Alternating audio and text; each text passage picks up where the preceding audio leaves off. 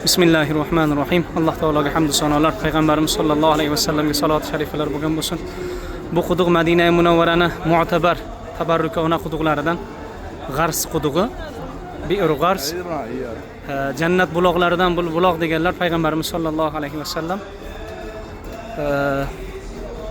Bu quduq haqida rivoyatlar bor. Payg'ambarimiz sollallohu alayhi vasallam tahorat qilib oshgan suvlaridan mana shu quduqqa ummatim bir vaqtiki kelib mendan qolgan osora atiqalar tabarruklarni izlasa deb tahoratdan oshgan suvlariga asal aralashtirib mana shu quduqqa ichib qolganini quygan ekanlar. Oshganini quygan ekanlar. Hazrat Ali radhiyallohu anhu ga ham vafot qilganimdan keyin mana shu suvda olib yuvasizlar deb vasiyat qilgan ekanlar. İnşallah şu quduqqa keldik. Quduqda yonginasida masjid bor. Payg'ambarimiz sollallohu alayhi vasallam namoz o'qigan masjidlari. Mana shu yerda doim yopiq bo'lardi. Haj mavsumiga ochilibdi.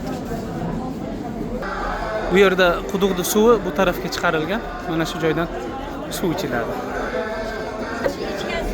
Bu quduqlarni, ziyoratgohlarni ko'rsatishligimizdan maqsadimiz odamlarga manfaatli bo'lsin uchun ko'rsatyapmiz. Riyo sum'a uchun yo qilinayotgan ibodatlarni ko'z qilishlik uchun emas.